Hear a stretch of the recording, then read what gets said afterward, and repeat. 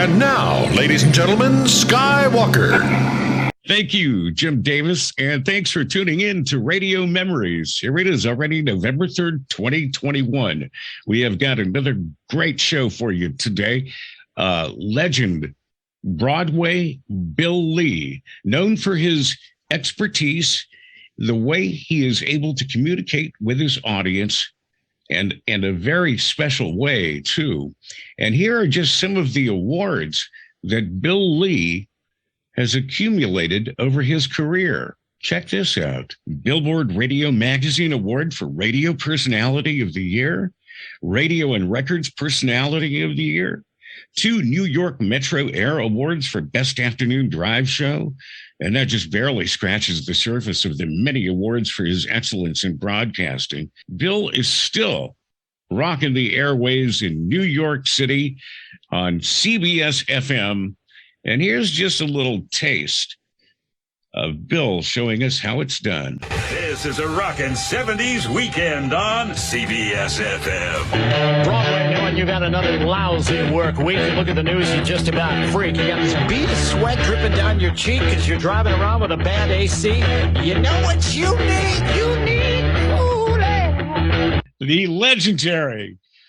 Wow. Talk about, this guy has had more awards, I think, including the Girl Scouts Disc Jockey of the Year award for 25 years in a row. Stop it. Broadway Bill Lee. Wow. Thank you, my friend. What a thrill it is to have you on Radio Memories. Thank you for being on the show. It's my pleasure. And honestly, in this period of COVID, I think radio's actually gotten to be a little closer, a little stronger, and a little better than it had over the last decade. So I'm feeling good about it, feeling good about what we do for a living. That's great. You're the first positive person to say something positive about radio at this current point, because there's so many people out of work.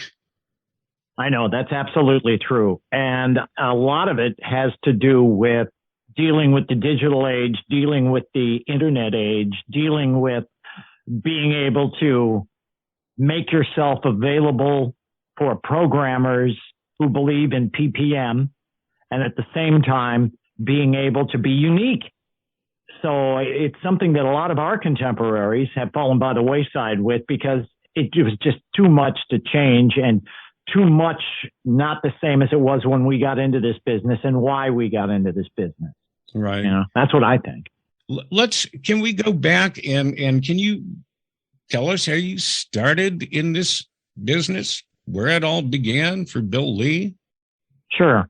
In Cleveland, Ohio, I was in college. I had been in a lot of rock bands in high school and college. And halfway through college, all my buddies in the bands were kind of breaking up. One guy wanted to do blues, another guy wanted to do prog rock, and somebody else wanted to do something. We couldn't keep the bands together. Nobody could just keep their bands together. I mean, so it turned out that I'm in college and I'm floating from one major to another, and unsatisfied and unsure of what I wanted to be. My father wanted me to be a dentist. I didn't know what I wanted to be, and then finally realized I should be what I wanted to be when I was 5, 6 years old, and that's a disc jockey playing rock and roll. And I'm reaching back to the mid-50s, when rock and roll was just starting to happen. And so I always had a natural affinity for it.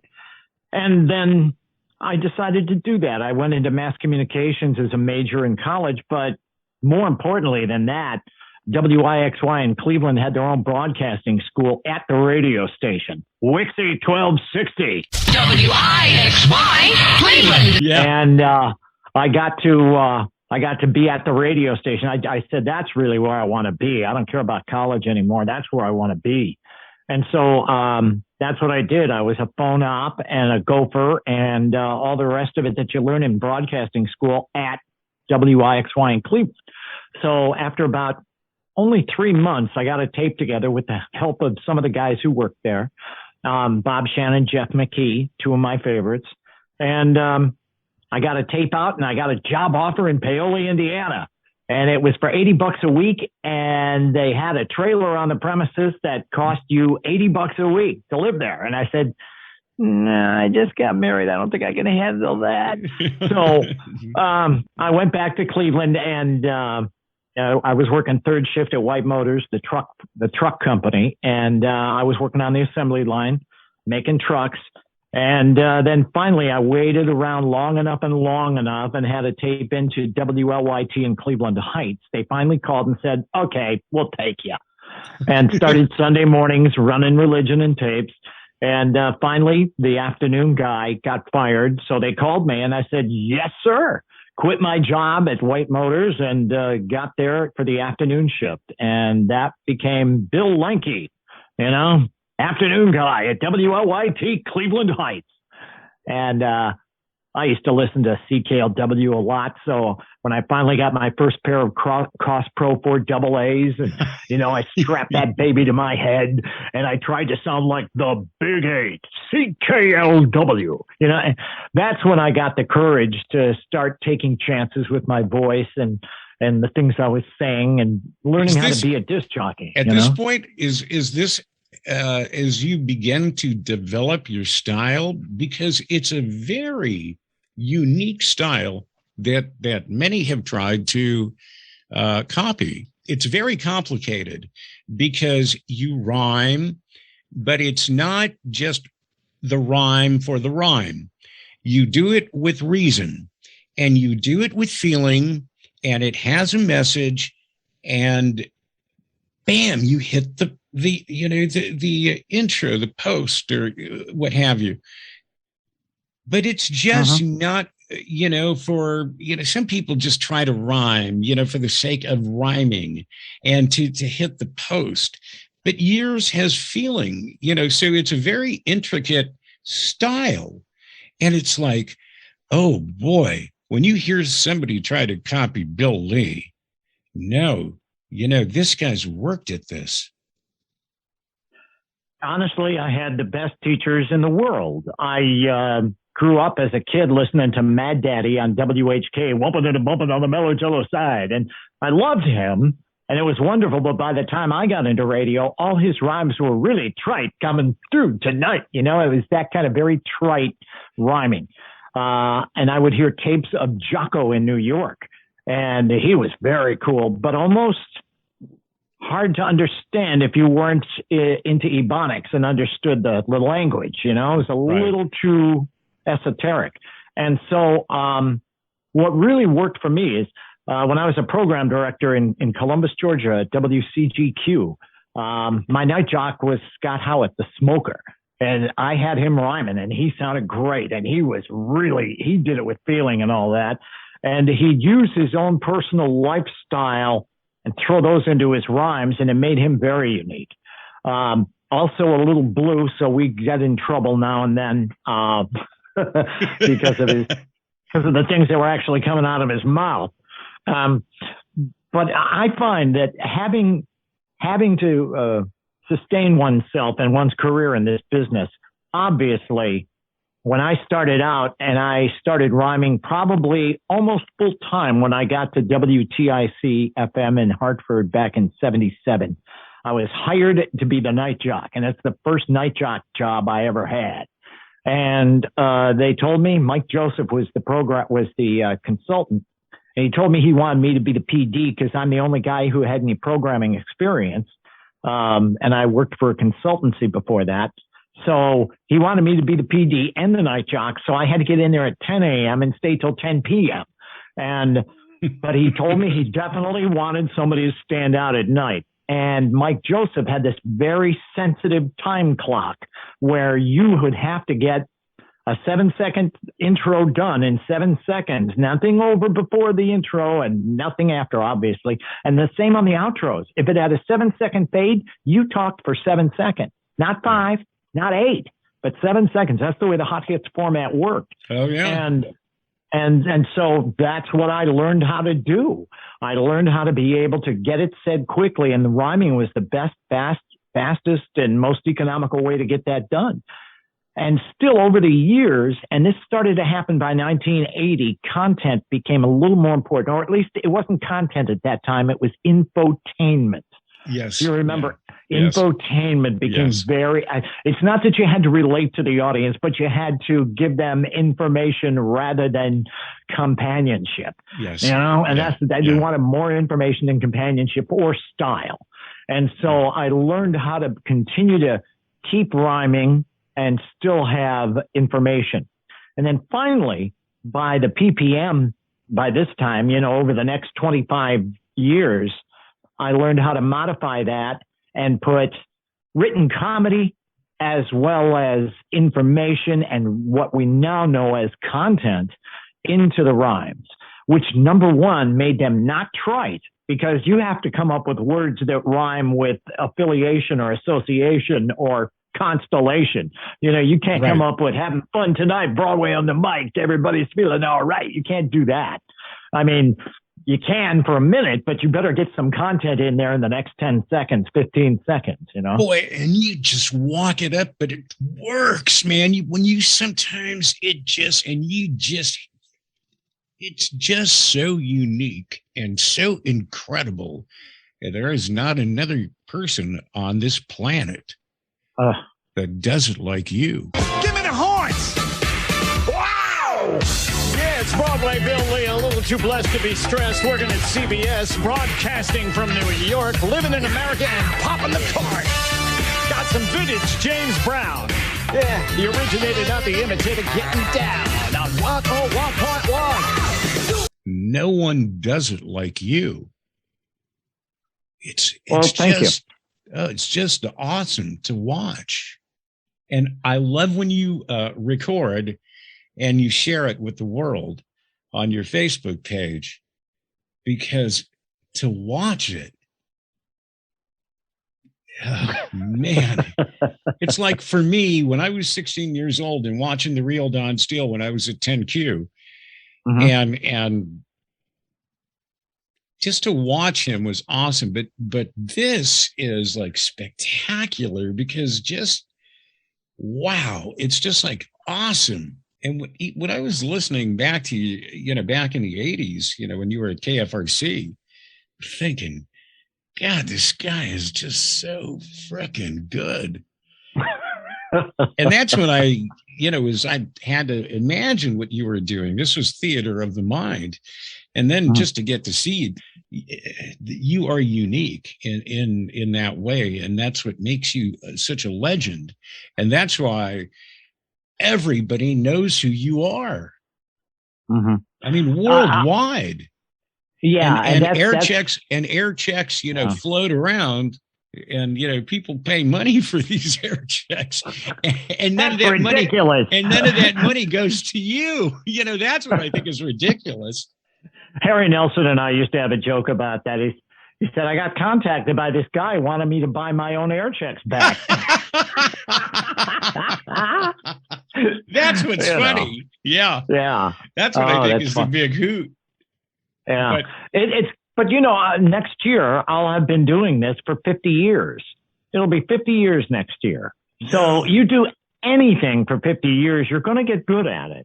You know, unfortunately, I'm at that point where, you know, I've lost about 7 miles an hour off my fastball, but by the same time, I know how to edit myself a little better. I used to let things fly out of my mouth that would never go today. In this age of self-correction and cancellation and what can I tell you? Political correctness, for lack of a better term, is something that, at least now with maturity, I know how to edit out certain verbiage that may rhyme, but won't get you very far. You know. What was one of your favorite gigs? Oh, you know, I've been so fortunate, so blessed. Every place I've landed has been just a blessing to me. I mean, and I mean in my personal life as well as my professional life. Every new job I had, I would have another child. And it would bless me with a great money, a wonderful friendships, a great home. Every one of my kids was born someplace different. My son, Harry, who's now 41, was born at Yale New Haven Hospital in Connecticut when I was working at TIC-FM in Hartford. My twin sons, Jack and Jake, were born at Humana Hospital in Denver when I was working at KPKE. My daughter, Haley, was born in New York City when I was working at Hot 97. And my daughter, Hannah, was born in California when I was working at KMEL. So it's beautiful. All of them. That's beautiful. Yeah. That's beautiful. Nationwide thing, I'm that town to town, up and down the dial kind of guy, except I finally took Dr. Don Rose's advice, who always told me, and he used to tell me this at KFRC, he says, you can't get anywhere unless you stay somewhere. Yeah. And that rolled around in the back of my mind for years and years. And I believed him. And because I saw it happen with him, I knew that once he planted himself in San Francisco, he became the icon in San Francisco. Mm-hmm. So I realized I had to do that. And I kind of thought New York would be the place. And it turned out to be. I've been here for 22 years consecutively and 28 years off and on. And you locked into that identity as Broadway Bill Lee, and you suddenly became a New York institution. Suddenly, I'll put it to you this way: Hot 97 was a specialty station that struck a nerve and a chord that was an exposed nerve when it signed on the air in 1986, because there was a new formula for music going on at the time. It was called freestyle music. And aside from disco music, which was always huge in New York, Hot 97 played a lot of the freestyle, Latin freestyle, as well as disco music. So we had our own stable of stars. We do our own nightclub gigs on Friday, Saturday nights that would feature our stable of stars, which were about 40 different acts. And sometimes we'd do a show with all 40 of them on a Friday night. You'd be out till 4 a.m. hosting these shows. But it propelled me as well. And it did. And the name Broadway came from Vanna White. We were moving the station from the Kaufman Astoria Studios in Queens to 1372 Broadway. And so we went down to Times Square and we had a big promotion in Times Square while I was on the air, where we had this large switch. Vanna White was brought in to throw the switch. So we changed studios and frequencies. And she turned to me on the air and said, well, we're going to have to call you Broadway Bill Lee from now on. I said, yeah, we do. Sure we will. And that started that. That was great. Broadway Bill Lee just fit, and it worked out perfectly. And you were just, talk about the biggest star in New York and stood out. And but you were big here in California too. And any fun stories that you can think of in either place that stands out, California or on the East Coast or any place? Well, obviously KFRC in the early 80s was not only a memorable staff, but when you throw in the proclivities of the time, there was a lot of dry goods and substance as well as alcohol involved. There was, a lot of, illicit behavior perhaps, and some sort of debauchery that until I write the book, I really don't want to name names, but everybody knows who was there when I was there. Jerry Cagle is just a classic program director. When he went to work for RKO, he was Jerry Peterson. Right. And he became Jerry Cagle, his real name.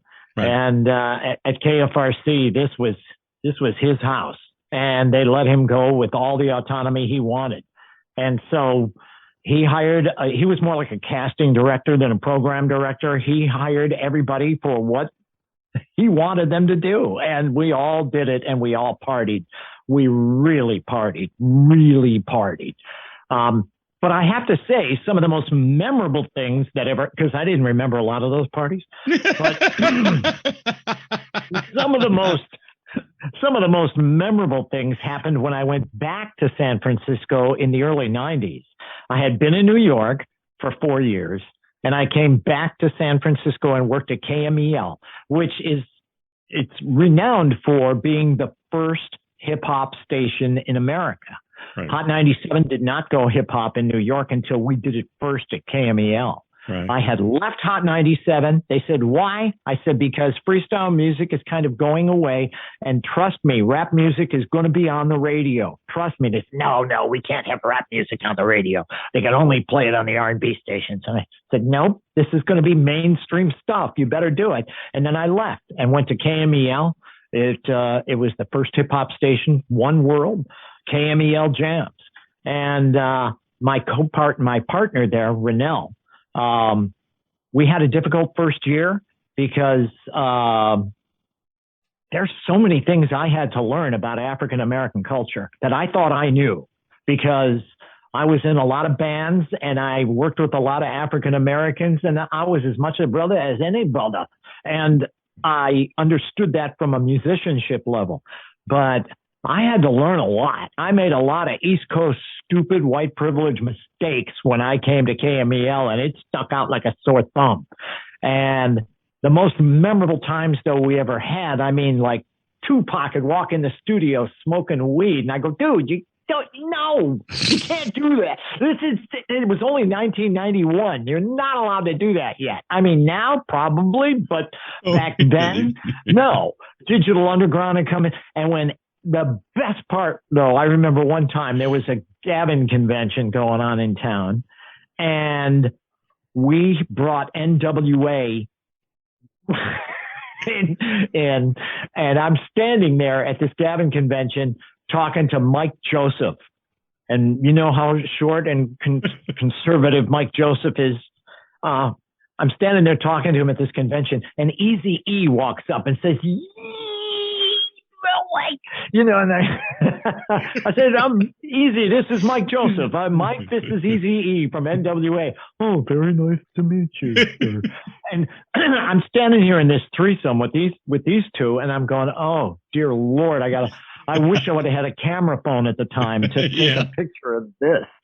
But stuff like that happened all the time. But at KMEL, we had the best guests, and they would just walk in unannounced. I mean, everybody from Nadia Comaneci to James Brown. I mean, people would, and the day we had James Brown on, I swear I could not understand a word he was saying. He was pretty old at the time, and he had dentures, and so I had to come in at the end and say, James, can we go in the production studio, cut some, liners, like when I was in San Francisco. And I tried for a half hour, line by line. Could you just go KMEL? And it was good enough, but it's stuff like that is just burned in my memory. It's so wonderful. Just wonderful stuff. And honestly, we just had such a good time. By the time I left KMEL, we had a real good body of work there. I'm really pleased with the kind of stuff we did. And of course, Rennell is now she's the stadium announcer for the San Francisco Giants. And she's also a very good friend of the mayor of San Francisco. So she has really made a name for herself there. And I'm really pleased with that, because we got to be besties. And, when we were on remotes, we tried to get a little buttered up together on the air. So we had some good times. That's such a great story. I'm sorry. That's such a great story. It just reminds me when I went to 92.3 The Beat, and we had Barry White come in, and we tried to get him saying 92.3 The Beat. Yeah, it took me like 6 hours. I know, and people just don't get that. They don't understand that, That's crazy. Great stories. Crazy. And I don't want to take too much, and I'm sure I already have taken so much of your time, Bill Lee, and I appreciate, and you know what? If you ever want to come back to Radio Memories, you have an open invitation. And if you ever want to share any more memories, great memories, because I know you have lots of them, you have an open invitation to come back. And I would love for you to come back. I love you. I have loved you since I first heard you on the radio in 1980. And me and this guy named Doug Banks, who used to live in my car when I was doing overnights at K-Hits 97, and he was doing 10 to 2 at KFI. And it's funny, but oddly enough, we would listen to your air checks when you were at KFRC. And boy, the best in the business. And I thank you for your time. And Bill, take care of yourself. Thank you, Sky. God bless, and be special, be saved, be cracked, yet behave. Good luck with that. Thank you, Broadway Bill Lee, for finding time in your busy schedule. And I thank you for coming on Radio Memories. And I hope you find some time to join us again to share some more great memories, because I know you have some. But thank you for coming on the show, and I appreciate your time. Broadway Bill Lee, everybody. And the hits just keep on coming. Next Wednesday, the legend, Bobby, what a guy, Ocean.